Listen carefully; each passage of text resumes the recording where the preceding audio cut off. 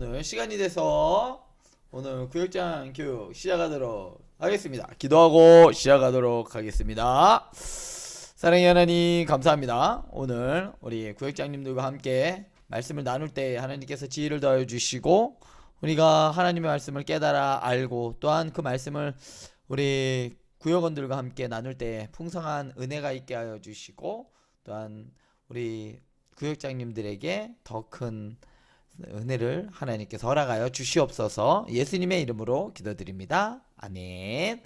자, 오늘 이번 주는 그동안 이제 누가복음 봤는데요. 이번 주는 좀 가족 초청 예배, 네, 거기에 좀 맞춰서 가족의 달 초점을 맞춰서 이제 창세기 27장 41절부터 45절 말씀으로 이번 주는 말씀을 나누도록 하겠습니다. 자, 먼저 오늘 이번 말씀의 제목은 믿음의 사람은 복의 지문을 갖고 있다 라는 다소 좀 길지만 의미 있는 아주 의미심장한 제목의 말씀으로 은혜를 나누고자 합니다. 성경 말씀은 창세기 27장 41절부터 45절 말씀인데요. 우리 김순남 권사님, 네, 읽어 주시면 좋겠습니다. 자, 성경책 있죠? 자, 창세기 27장 41, 네, 잘 들립니다. 네, 잘 들립니다. 네, 읽어주세요. 시작!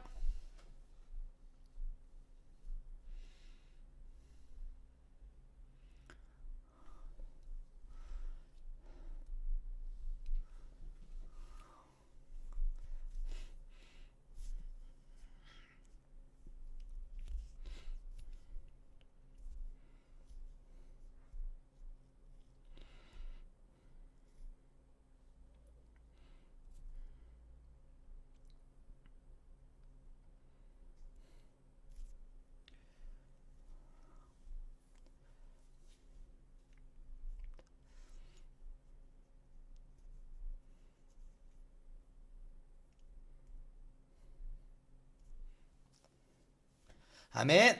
자, 오늘 말씀에서 몇 단어들을 한 두세 개 한번 살펴봤으면 좋겠는데요.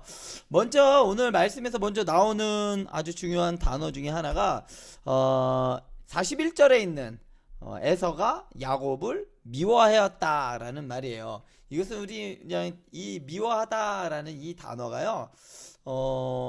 구약 성경에서는 한 6번 정도 등장해요. 미워하다라는 이 단어가 한글로 말고요. 히브리어로 이 단어가 6번 정도 나와요. 근데 이 미워하는 것이요. 어떤 정도로 미워하는 것이냐면 단순한 미움이 아니라 아주 오래된 원한을 품었을 때 이렇게 미워하다. 이 말이 사용이 되었어요. 그러니까 에서가 야곱을 마치 원수 보듯이 미워하는 그냥 단순히 나 너 미워 이런 수준이 아니라 원수처럼 아주 오랜 원한을 갖고 있는 것처럼 미워했다라는 것을 말해주는 것이죠.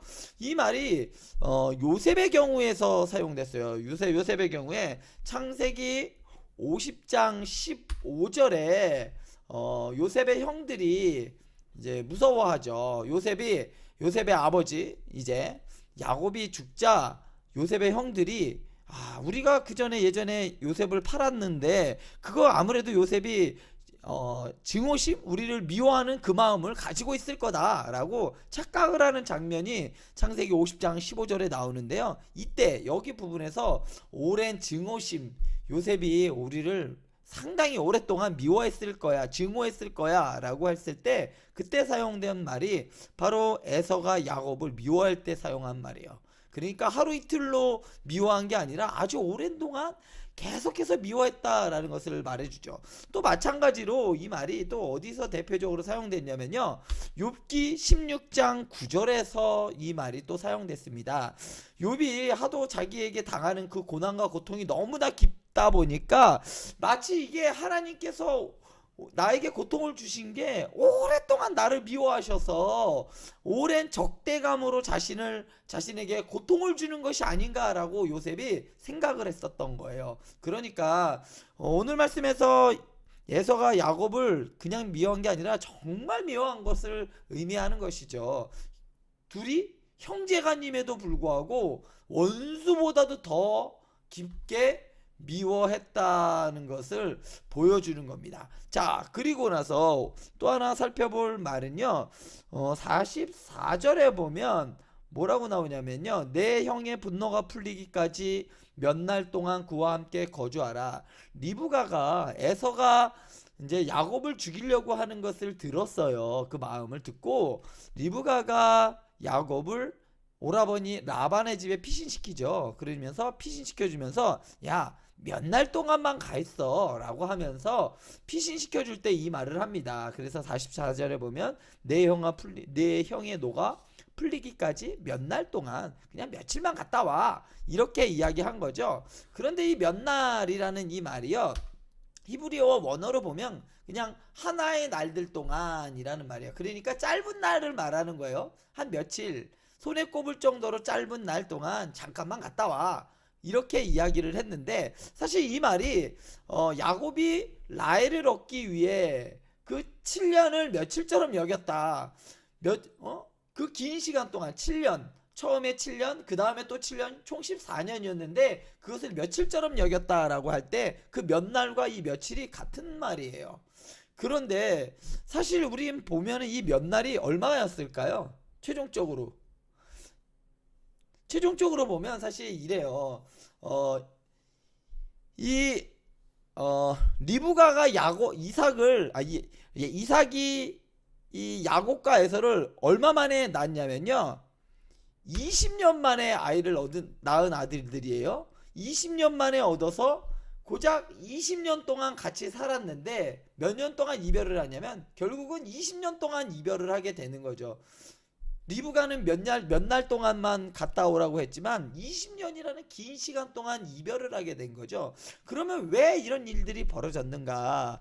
리브가의 생각과 하나님의 생각이 달랐다는 것이죠. 리브가는 야, 이거 별거 아니야, 그냥 잠깐 갔다 오면 돼. 그렇지만 하나님의 관점에서는 또 달랐다라는 것을 의미하는 겁니다. 그래서 45절에 보면 또 이런 말이 있죠. 45절에 보면 이제 마지막 부분에 보면 어찌 하루에 너희 둘을 이르랴라고 리브가가 말합니다. 야, 너 얼른 피신해 가 있어. 내가 너희들을 하루에 둘을 다 이룰 수는 없지 않냐 라고 이야기를 합니다. 자, 왜 하루에 둘을 다 이룰 수가 있을까요? 야곱이 피해 있지 않으면 에서는 어떻게 했을까요? 에서가 죽였겠죠. 그죠? 그러면 에서가 야곱을 죽이면 형제를 죽인 사람은 어떻게 했느냐? 창세기 4장 14절에 보면 형제를 죽였기 때문에 당연히 또 처형을 당하는 거죠. 그래서 둘을 동시에 이룰 수가 있었기 때문에 리브가는 피신시킨 겁니다. 리브가의 생각에서는 그래서 피신시킨 겁니다. 그런데 가정에는 사실 이 이삭의 가정에는 문제가 있었습니다. 4명의 등장인물이 나오죠. 누가 나올까요? 첫 번째 이삭이 나옵니다. 가족의 문제가 나오는데 첫 번째 이삭은 어떤 문제가 있었을까요? 7장 이게 27장 1절에 보면 이삭의 문제가 나와요. 27장 1절에 보면요. 이삭이 나이가 많아 눈이 어두워 잘 보이지 못했다라고 이야기를 합니다. 성경에서 눈이 어두워서 잘 보지 못했다라는 말은 영적으로 어두워졌다는 얘기예요. 그러니까 무슨 말이냐면요. 영적인 침체로 분별력이 떨어졌다. 이삭은 이런 문제가 있었습니다. 하나님의 뜻은 뭐였죠? 동생이 형보다 먼저 되는 야곱을 하나님께서는 태중에 있을 때부터 택했는데 이삭은 뭐 했느냐? 아니었죠. 그냥 형을 그냥 장자로 딱 해서 장자의 축복을 딱 주려고 그랬죠. 하나님의 의중을 읽지 못했죠. 왜? 영적인 침체로 분별력이 떨어져 버렸다는 것이죠. 자, 그리고 또 리브가는 또 어떤 문제가 있었을까요? 리브가에게도 문제가 있었습니다. 이 문제를 어떻게 해결하려고 그랬을까요? 인간적인 방법으로 해결하려고 했던 겁니다. 이런 문제가 생겼을 때 리브가가 기도하의 어머니였다면, 영적으로 깨어 있었다면 이런 인간적인 방법으로 하지 않았겠죠. 어떤 인간적으로 방법으로 했을까요?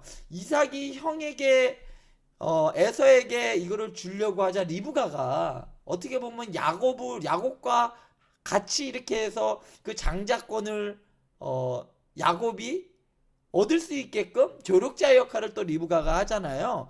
어떻게 보면 그거야, 그 뜻이 하나님의 뜻인 것처럼 보이기는 하지만 방법이 잘못됐다는 것이죠. 속임과 속임수, 이런 술수는 하나님의 방법이 아닌데 리브가는 인간적인 방법으로 그것을 해결하려고 했습니다. 자, 그러면 야곱은 어땠는가? 야곱은요, 우리가 잘 아는 바와 같이 잔머리로 상대방을 속여서 복을 강탈하려고 했습니다. 실제로 강탈하셨죠. 이렇게 야곱은 하나님의 방법이 아닌 같은 형제를 속이는 속임수로 복을 강탈하려고 했습니다. 그러면 또 에서의 문제는 뭘까요? 에서의 문제는 하나님의 축복을 경홀히 여겼다. 가볍게 여겼다는 것이요. 하나님을 무시했다는 겁니다. 이렇게 이삭의 가족은 심각한 이러한 문제가 있었어요. 이런 문제가 있었음에도 불구하고 하나님께서는 결국 이 이삭의 가족을 사용하십니다. 그죠? 큰 구원의 물줄기가 아브라함과 이삭과 야곱으로 흘러내려가요. 결국은 인간의 문제는, 인간의 가족에게는 문제가 있지만 결국 이 모든 것을 누가 바로잡으시냐? 하나님께서 그 가족을 사용하신다는 거예요. 뭐 이 가족으로서 이런 가정이 있잖아요. 저 가정은 정말 믿음의 가정으로서 잘 보여, 정말 좋아 보여, 이런 우리들이 보기엔 그럴 수 있지만 하나님께서는 하나님이 사용하는 가정은 물론 이렇게 바르게 되어 있는 가정만 사용하시는 것이 아니라 이삭이 영적으로 눈이 어두웠고 인간적인 방법으로 해결하려고 했고 잔머리를 써서 형을 속이고 뭐 하나님을 또 경홀히 하고, 이 어떻게 보면 이걸 무슨 가정이라 해야 돼? 콩가루 집안이라고 해야 될까요? 이렇게 그냥 막 나가는 가정도 하나님께서는 결국 축복의 통로로 사용하셨다는 거죠. 하나님의 주권적인 역사라고 볼 수 있겠죠. 자, 하나님께서는 그렇다면 오늘 이 말씀을 통해서 이 이삭과 야곱에서 오늘 본문을 통해서 무엇이 되어야 하느냐? 먼저 가족 공동체가 회복이 되어야 한다라고 하는 거죠. 가족 공동체가 무너져 버렸죠. 오늘 말씀에서 보면 어떻게 형제가 서로 형이 동생을 죽이려고 하고 또 동생은 형을 속이려고 하고, 이것은 가족이라고 볼 수 없죠. 원수들이나 할 수 있는 행동을 해보고 있는 거죠. 이 가족 공동체가 무너져 버린 겁니다. 와해돼 버렸죠. 그래서 이 하나님이 원하시는 그런 가정의 모습이 아닌 거예요. 바로 세워지기 위해서 무엇이 회복되어야 하느냐? 이삭의 가장의 눈이 어두워졌다. 영적으로 어두워졌는데 영적으로 깨어 있어야 된다 라는 것이 여기에 있고요. 또 오늘 말씀에서 보면 또 무엇을 할 수 있느냐? 믿음의 가정은 부모와 자식 사이에 영적인 질서가 있다라는 것입니다. 부모가 자녀에게 해줄 수 있는 축복이 있고 그 축복을 자녀는 받아 누려야 하는데도 불구하고 오늘 말씀에서는 그 영적인 질서가 있어요. 나이가 많았다고 해서 그 장자로서가 아니라 하나님께서 정해준, 하나님을 믿는 자들에게 주는 영적인 질서가 있는데 그것을 무시하면 안 된다라는 것을 알 수가 있는 거죠. 부모와 자식 사이에 영적인 질서가 있어야 합니다. 자, 특별히 오늘 말씀에 있는 본문의 배경을 보면 히브리서 11장 20절을 보면 여기서는 이제 오늘 본문하고 조금 연관되어 있는 본문이기는 해요. 히브리서 11장 20절에 보면 이런 말씀이 있어요. 믿음으로 이삭은 장차 있을 일에 대하여 야곱과 에서에게 축복하였다라고 이야기를 하는데 우리가 생각하기에 이삭이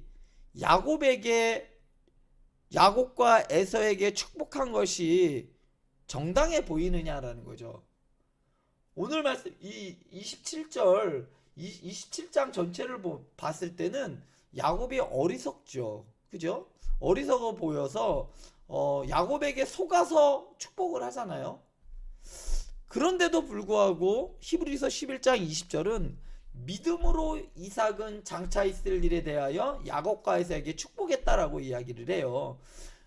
믿음으로라는 말이 없으면 이해가 될 법해요. 사실은 뭐 이삭은 장차 있을 일에 대하여 야곱과 에서에게 축복한 것은 맞으니까. 그런데 이것을 히브리서 기자는 믿음으로 했다라고 이야기를 합니다. 과연 이것이 어떻게 이것이 설명이 될까? 좀 의문이 생겨서 제가 이것을 하나 이 문제에 대해서 한번 이야기를 하려고 이 히브리서 11장 20절을 썼어요. 자, 믿음으로 이삭이 축복을 한 것인가? 이걸 어떻게 보아야 할까? 라고 했을 때 이렇게 볼 수가 있습니다. 자, 이삭은 하나님께서 장차 그들에게 대한 약속을 성취하실 것이라고 확신했어요. 뭐냐면 자기가 하나님의 이름으로 축복을 하면 그 축복이 진짜로 된다라고 믿었다는 거예요. 이 축복이 원인이 나에게 있는 것이 아니라 내가 축복을 하지만 하나님이 거기에 진짜로 역사하신다라고 이삭은 믿었던 겁니다. 그래서 이삭은 아브라함과 같은 약속에 의지해서 하나님께서 아브라함과 같은 언약에 따라 자손과 땅, 그러니까 하늘의 별처럼 땅의 모래처럼 너의 사방에 있는 땅을 너에게 주리라 라는 그러한 축복을 주실 거라고 확신했다는 겁니다. 그래서 이것을 믿음이라고 보는 거예요. 이삭은 비록 영적인 눈이 어두웠지만 그럼에도 불구하고 이삭이 자식들에게 축복한 것은 무엇에 기반을 하느냐? 하나님을 믿는 믿음의 근간을 두고 있는 축복이었다라고 히브리서 기자는 이야기합니다. 우리가 봤을 때는 이삭은 어리석어 보여요. 그죠? 창세기에 보면 이삭은 영적으로 눈이 어두워서 아들에게 속고 또 그런데도 또 오래 살아요. 또 죽기 직전에 하는 유언도 아니고. 그래서 이삭에 대해서 평이 나쁠 수도 있지만 하나님은 그렇게 보지 않는다는 거예요. 이삭이 그 축복하는 그 근거가 누구였느냐? 하나님이었다라는 겁니다. 하나님의 오는 축복을 그가 믿고 축복을 했다라는 것에 히브리서 기자는 그거의 평가로서 믿음으로 이삭은 장차 있을 일에 대하여 야곱과 에서에게 축복했다라고 평가를 하는 겁니다. 그래서 무엇이 중요하느냐? 우리 부모님들도 우리 자녀들에게 기도해주고 축복할 때 누구의 근거에서 하느냐? 이 축복이 정말 하나님으로부터 주시는 축복이 임한다라는 것을 우리가 그것을 항상 믿음으로 바라보면서 자녀들에게 머리에 손을 얹어서 기도해주는 게 부모의 특권입니다. 자고 있는 부모에게 머리를 얹어서 안수를 기도하셔도 돼요. 그것은 성경적인 거예요. 그러니까 부모님이 자녀들에게 축복을 하고 기도하는 거는 그냥 내 기도에 능력이 있어서가 아니라 마찬가지로 영적인 질서가 있다라고 했잖아요. 영적인 질서, 부모님을 통해서 하나님께서는 자녀에게 축복을 허락해 주시는 이 영적 질서가 있는 거거든요. 그러니까 우리 구역장님들도 자녀를 위해서 그냥 기도하시지 말고 머리에 손을 얹어서 기도하고 안고서 기도해 주셔도 좋습니다. 접촉을 하면서 기도해 주셔서 이 축복이 하나님이 정말 이 믿음의 자녀들에게 주는 축복이 이 시간 우리 자녀에게 임하여 주시옵소서 하면서 기도하면서 영적으로 나아갈 때 하나님께서 우리의 자녀들을 하나님께서 귀하게 사용하시리라 믿습니다. 자, 이렇게 말씀 마치고요. 이제 문제로 들어가는데요. 에서가 야곱을 미워한 이유는 무엇일까요? 라는 질문이요. 41절인데요. 답은 그렇죠. 야곱이 이삭을 속여서 축복을 받았기 때문에 에서가 야곱을 미워하게 됐죠. 자, 두 번째 문제, 야곱을 죽이리라 라는 에서의 말을 들은 리브가는 어떻게 했는가요? 자, 에서가 저 녀석이 내 축복을 가로챘어, 내가 저 녀석을 죽이겠어 하는 이 혼잣말을 들었어요, 리브가가. 그리고 나서 어떻게 했을까요? 자, 야곱을 그녀의 오라버니 라반의 집으로 피신시킵니다. 자, 세 번째 문제는요, 이삭이 하나님의 뜻과는 다르게 에서를 축복하려는 원인은 무엇인가요? 자, 이스라엘에는 장자에게 축복을 해주는 그러한 특성이 있었어요. 이스라엘뿐만 아니라 고대 근동에서는 거의 다 그렇게 했어요. 장자가 2배를 줬어요.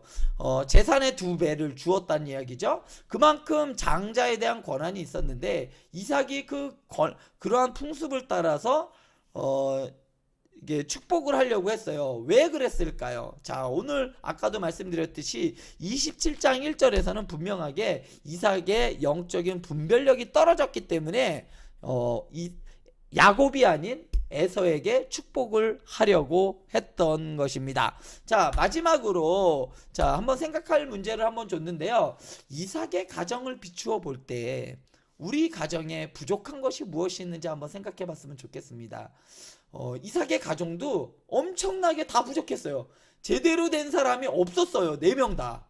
그러면 이삭의 가정은 저런 부족한 점들이 많이 있어. 각자에게 있었는데 그럼 우리 가정에게 과연 무엇이 영적으로 부족한 것이 무엇인가? 우리의 가정에게 또 무엇이 부족한 것들이 있죠. 어떤 뭐 대화가 부족해, 소통이 부족해, 그 섬김이 부족해, 여러 가지 부족한 점들이 있을 텐데요. 한번 이삭의 가정과 비추어 보면서 우리의 가정에게 부족한 것이 무엇이 있는지 한번 서로 나누어 보면서 그래서 개선점을 한번 찾아갔으면 좋겠습니다. 이렇게 이번 주 말씀 나눔을 마치도록 하겠습니다.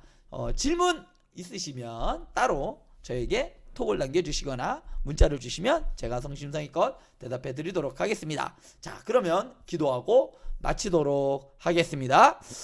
사랑의 하나님 감사합니다. 오늘 우리 이삭의 가족을 살펴보면서 무엇이 문제였고 그리고 우리가 어떻게 우리 가정을 이끌어 가야 하는지 살펴보았습니다. 하나님께서 우리 가정의 머리가 되어 주셔서 우리의 영적인 흐름이 영적인 대가 끊어지지 아니하도록 주님께서 축복하여 주시었고 우리 행복한 교회 각 가정들이 믿음으로 하나님 앞에서 바르게 세워져 갈 수 있도록 주님 축복하여 주시옵소서. 예수님의 이름으로 기도드립니다. 아멘.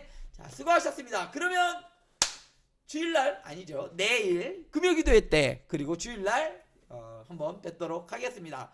그러면 주일날 뵙겠습니다. 수고하셨습니다.